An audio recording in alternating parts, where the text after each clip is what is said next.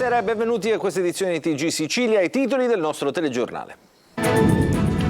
Una bimba di 2 anni è l'ultima vittima accertata dei naufragi nelle acque antistanti Lampedusa. I pescatori locali e la Capitaneria di Porto hanno tratto in salvo altre 43 persone. Proseguono le ricerche dei dispersi.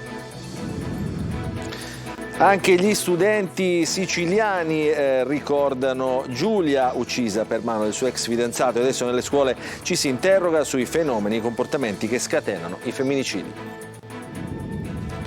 Lacrime di gioia, la 17enne ottiene finalmente il decreto dal Tribunale di Palermo per l'affido alla coppia di ballerini gay con cui vive da mesi. Dice: ora ho 2 papà. Dalla regione lo stop ai concerti al Teatro Greco di Siracusa. La giunta regionale sposterà gli spettacoli musicali in un altro sito, l'Ara di Lerone. 100 milioni di euro per nuovi edifici con aule e posti letto nella nuova cittadella universitaria di Catania, che sorgerà nelle aree dismesse dell'ex azienda ospedaliera Vittorio Emanuele. Calcio in attesa dei gol degli attaccanti. Il Catania di Lucarelli vince grazie ai difensori. L'argentino Curado, ospite della trasmissione Corner su Telecolor, racconta le sue emozioni per la vittoria sulla Turris.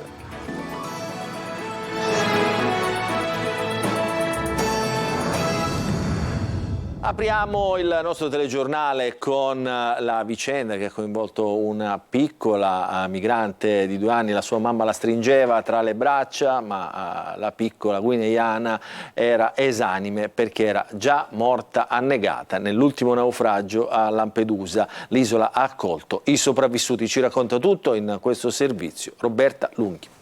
La sua mamma la stringeva tra le braccia sugli scogli della costa a nord di Lampedusa, ma lei, la piccola migrante di 2 anni, figlia di guineiani, era già morta per annegamento. A constatarlo durante l'ispezione cadaverica effettuata nella camera mortuaria del cimitero di Cala Pisana è stato il medico Francesco D'Arca, responsabile del poliambulatorio di Lampedusa. È la vittima accertata dell'ultimo drammatico naufragio di ieri pomeriggio di un barchino in ferro partito da Sfax. 45 i superstiti e 8 i dispersi, tra i quali, secondo le testimonianze dei sopravvissuti, ci sarebbero 2 bambini. La piccola di 2 anni morta aveva una manina priva di 2 falangi, una prova del fatto che la piccola sarebbe rimasta schiacciata probabilmente a seguito di una piccola rissa sull'imbarcazione. I racconti dei superstiti sono confusi e contrastanti. Alcuni dei naufraghi sentiti dalla polizia hanno raccontato di essersi spaventati, vedendo gli scogli a poca distanza e temendo di finirvi contro. Ci sono stati momenti di confusione e di ressa in cui tutti si sono ammassati e questo ha fatto perdere di stabilità al barchino di metallo che si è ribaltato. Tutti i migranti originari di Costa d'Avorio, Burkina Faso, Guinea-Bissau, Guinea-Conakry e Mali sono finiti in acqua. Al poliambulatorio erano stati portati più naufraghi, tutti in ipotermia, ma tutti hanno recuperato nel giro di poco tempo e sono stati dimessi e portati all'hotspot. Mentre le ricerche dei dispersi proseguono, i naufraghi torneranno ad essere ascoltati anche nelle prossime ore, perché i racconti, anche sugli 8 dispersi, fra cui appunto i bambini, sono contraddittori. E nella giornata in cui alla porta d'Europa dell'isola sono state commemorate le vittime dei femminicidi e dei naufragi, un albero tra i 60 di carrubbo e ulivo che sono stati piantati dagli studenti resterà sempre in ricordo della piccola migrante morta in mare. Tentato omicidio questo pomeriggio nelle campagne di Contrada Zangara a Castelvetrano in provincia di Trapani. Un uomo è rimasto ferito a colpi di arma da fuoco dopo una lite per questione di pascolo. Le indagini sono condotte dai carabinieri. Il ferito è stato trasportato in ospedale in gravi condizioni. I carabinieri avrebbero bloccato un altro pastore.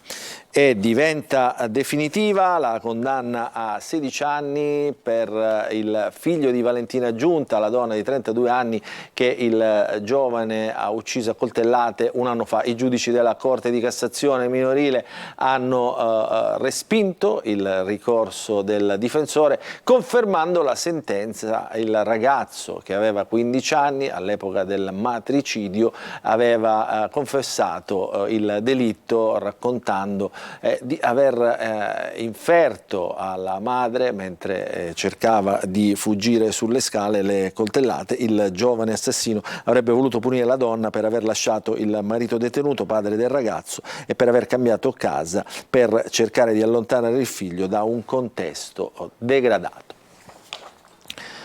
Adesso parliamo dell'ennesimo femminicidio che ha colpito il nostro paese. Il silenzio, il dolore e la rabbia, e anche gli studenti delle scuole medie a Catania ricordano appunto Giulia, vittima della mano del suo ex fidanzato nella giornata indicata dal ministro Valditara per un minuto di raccoglimento. Il servizio.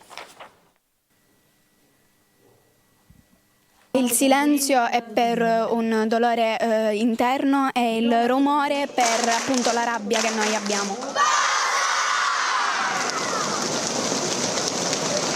Gridano basta i ragazzi di questa scuola media catanese, basta al femminicidio, alla violenza, alla manipolazione, al tentativo di ridurre la libertà dell'altra.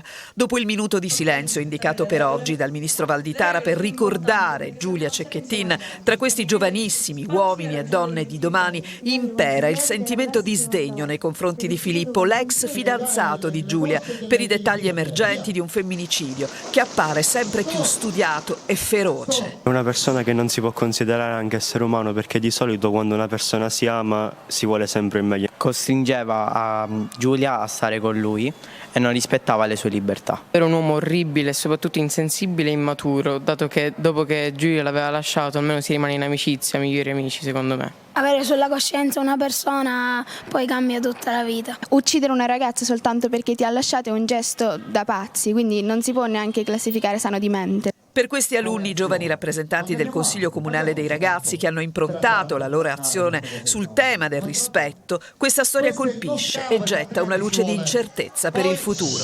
Nessuna ragazza può sentirsi sicura magari di stare in una relazione. Dopo tutto quello che è successo anche mi viene paura per queste persone.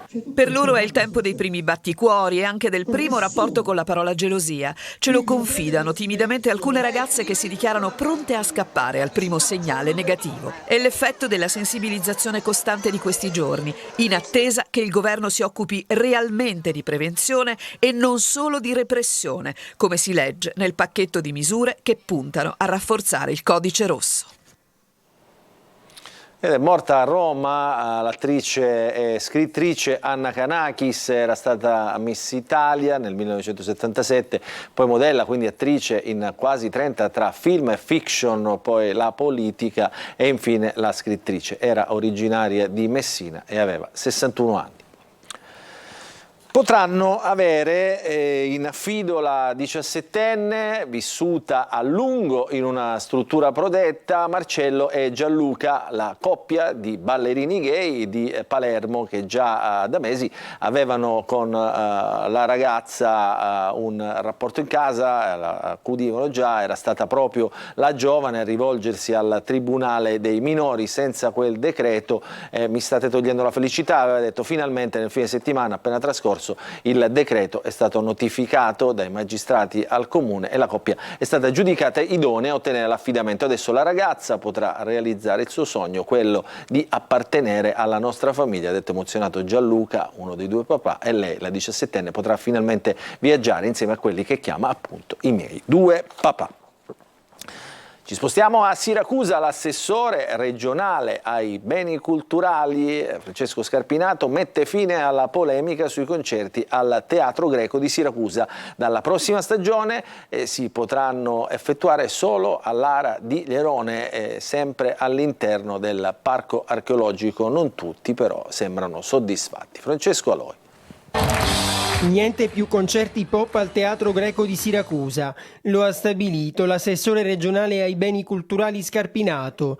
tutto traslocherà all'area di Ierone. Auspichiamo che il contenitore, che non è una novità, io ricordo che nel 2000 allestimmo l'anfiteatro romano per alcuni spettacoli, sia all'altezza del livello degli eventi che in questi anni abbiamo attratto a Siracusa, cioè i massimi livelli della musica legata alla canzone d'autore, alla canzone italiana. La musica e i balli sulla cavia del Colle Temenite non erano piaciuti a molti. Se da un lato c'era chi ha accolto i concerti, dall'altro non mancavano le polemiche. La Carta di Siracusa, che ha avuto un'importanza straordinaria e che spesso viene citata senza neanche essere conosciuta, valorizza gli spettacoli all'interno degli antichi luoghi appunto preposti al teatro e allo spettacolo. Ma c'è chi non è ancora soddisfatto e dice i concerti fuori dal parco archeologico. Si tratta di un'area archeologica altrettanto fragile. Questo genere di concerti di musica leggera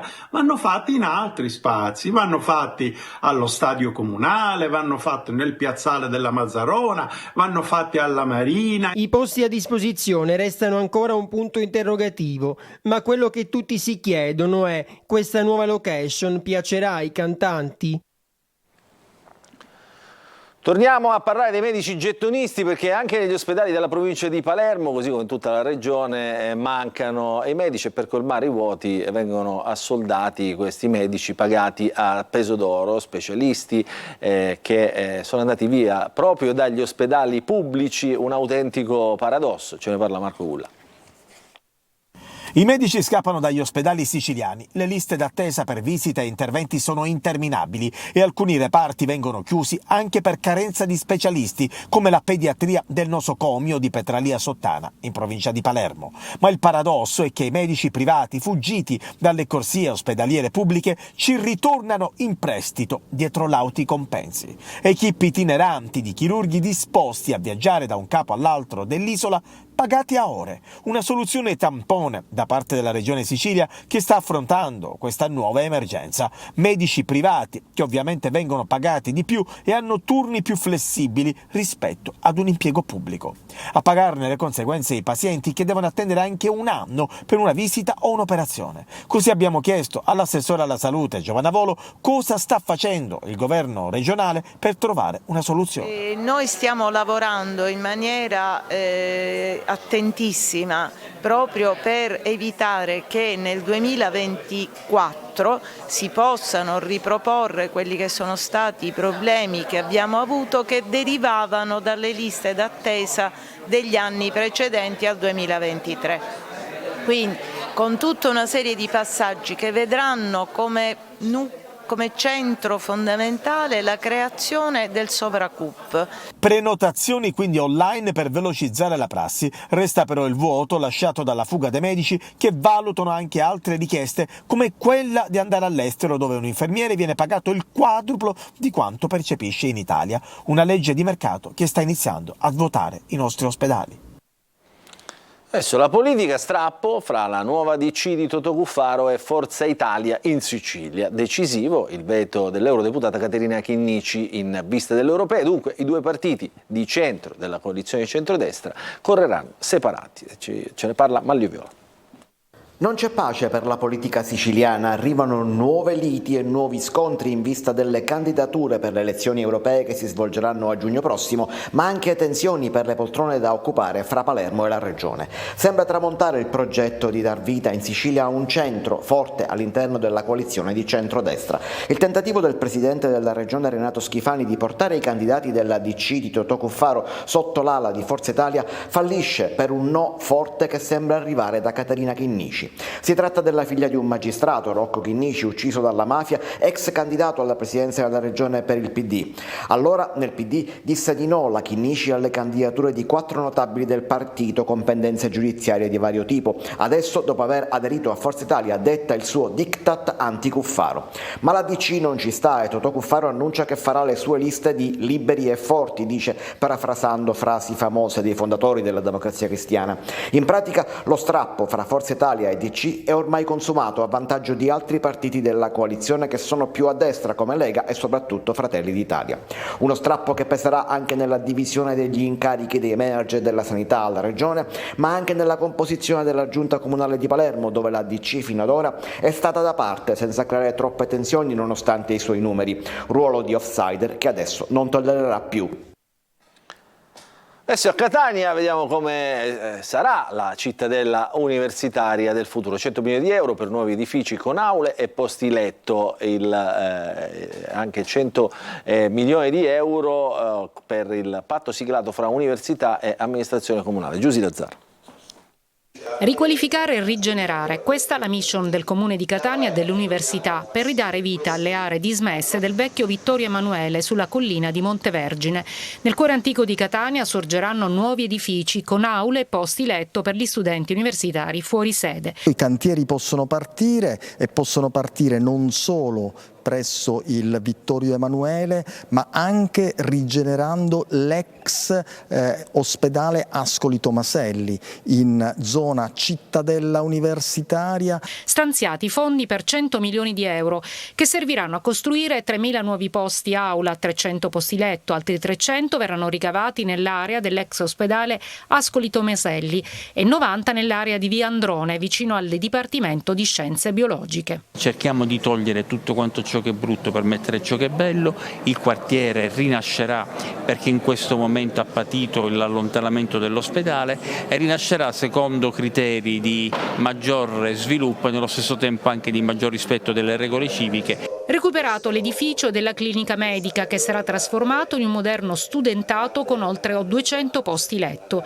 Nell'ala orientale del padiglione San Marco è prevista la nuova sede dell'Accademia di Belle Arti che avrà finalmente dopo 50 anni una destinazione definitiva. Allora, ricorre oggi la giornata dell'albero, la giornata nazionale degli alberi. Gli studenti agrigentini ne hanno piantati alcuni nel Parco Livatino che sta appunto sorgendo accanto alla stele commemorativa del giudice ucciso dalla mafia. Davide Sardo. Prende sempre più forma il Parco Livatino in memoria del giudice beato, martire della fede, della giustizia e di tutte le vittime di mafia che hanno perso la vita per servire fedelmente lo Stato e i cittadini. È in fase di realizzazione in contrada Gasena tra Agrigento e Canicattì, proprio dove il 21 settembre 1990 il giovane magistrato venne ucciso dai killer mafiosi. Il costruendo Parco Livatino si arricchisce di nuovi alberi piantati questa mattina dagli studenti su iniziativa della delegazione agrigentina del coordinamento nazionale per gli alberi e il paesaggio Rosario Livatino nell'ambito dell'odierna giornata nazionale degli alberi. Capire che cosa è la giornata dell'albero, bisogna piantare alberi perché gli alberi ci danno vita e poi soprattutto fare in modo che tutti facciano memoria del beato giudice Livatino, far conoscere ai giovani chi era il beato giudice Livatino ucciso a 38 anni dalla mafia. Alla manifestazione ha partecipato il neoquestore di Agrigento Tommaso Palumbo. Onorare la memoria del beato giudice Livatino in un contesto di coinvolgimento dei giovani nella difesa del territorio, nella sua valorizzazione, non è nient'altro che un volano per poter aumentare l'efficacia dei valori che i giovani devono coltivare. Il Parco Livatino diventerà il Parco della Memoria e sarà una meta speciale per le scolaresche, le famiglie e tutte quelle persone che intendono onorare la memoria delle vittime della mafia. Oltre 5.000 alberelli di olivo sono stati consegnati a tutte le scuole siciliane in occasione appunto della festa dell'albero organizzata dalla regione siciliana. Gli assessori regionali all'agricoltura Luca Sammartino e all'istruzione Mimmo Turano questa mattina hanno piantumato 2 olivi con rispettivamente gli alunni del Plesso Pigno dell'istituto comprensivo Dusmet Doria a Catania e gli studenti del liceo scientifico Giuseppe Ferro ad Alcamo. Quelle che vi stiamo mostrando sono appunto le immagini della scuola del quartiere Pigno a Catania. Il progetto educativo finanziato dall'assessorato all'agricoltura e rivolto alle scuole siciliane comprende anche un'iniziativa aperta a comuni e alle istituzioni scolastiche statali e paritarie che potranno richiedere un contributo fino a 1.500 euro per incentivare percorsi finalizzati a far conoscere la ricchezza naturalistica dell'isola. ed è stata celebrata a Catania nella cattedrale la Virgo Fidelis, patrona dell'Arma dei Carabinieri. Alla messa presieduta da Monsignor Luigi Renna, arcivescovo metropolita di Catania, ha partecipato il comandante provinciale dei Carabinieri di Catania, il colonnello Salvatore Altavilla, e una rappresentanza dei Carabinieri. Le celebrazioni della Virgo Fidelis risalgono al 1949, quando Papa Pio XII proclamò ufficialmente Maria Virgo Fidelis patrona dei Carabinieri, fissando nella ricorrenza appunto il 21 novembre, data in cui la cristianità celebra la festa liturgica della presentazione di Maria Vergine al Tempio. E adesso ci fermiamo per una piccola pausa, poi ritorneremo per parlare di calcio e del Catania.